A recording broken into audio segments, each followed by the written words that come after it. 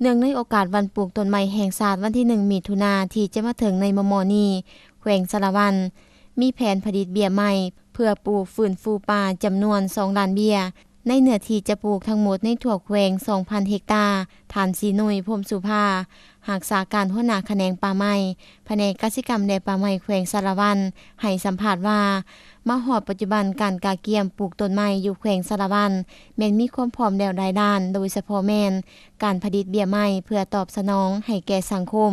ได้ร่วมแรงร่วมใจกันปลูกเพื่อฟื้นฟูป่าให้อุดมสมบูรณ์ซึ่งใน5เดือนผ่านมาสามารถผลิตเบี้ยไม้ได้ 200,000 กว่าเบี้ยประกอบมี20ชนิดคือสมฝาดอีหลงจำปาปาสามขาขะยงแตกคาดูโบงแดงยางพาราไม้ปองไม้ปะลับและไม้ไหหมากอื่นๆอีกจำนวนหนึ่งเฉพาะแผนที่จะปลูกในวันที่1มิถุนายนที่จะมาถึงนี้มี 43,000 กว่าเบี้ยในเนื้อที่83 เฮกตาร์โดยได้แบ่งเขตปลูกไม้ให้เหมาะสมตามเงื่อนไขและสภาพแวดล้อมตัวจริงของแต่ละเขตเป็นต้นเขตผู้ลอยแม่นปลูกไม้ใหญ่ไว้เขตผู้ลอยแม่นปลูกไม้ใหญ่ไว้เขตผู้เพียงแม่นปลูกไม้อุตสาหกรรมส่วนเขตทงเพียงแม่นปลูกผสมประสานระหว่างไม้ไหหมากไม้อุตสาหกรรมและไม้ปะลับแข้งแต่เฮานี่มันจัดเป็น3เขตอันที่1ผู้เพียงอันที่2ทงเพียงอันที่3ผู้ดอยเนาะลักษณะการปลูกก็มีความแตกต่างกันทางด้านชนิดพันธุ์เนาะโดยเฉพาะแล้วพันธุ์คือผู้ดอยเฮาก็เล็งใส่ไม้ใหญ่ไว้เป็นไม้กระถินไม้วิก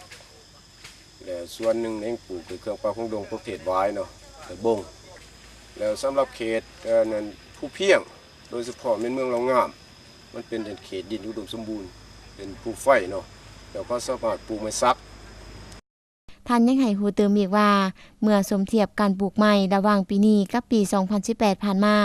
เห็นว่าบ่ดูดดื่นกันพอปานใดเห็นได้จากปีผ่านมาทั่วแขวงสะระวันปลูกไม้รวมทั้งหมด25จุดในเนื้อที่300กว่าเฮกตาร์เท่ากับ 300,000 กว่าเบี้ยเฉลี่ยอัตราการรอดตาย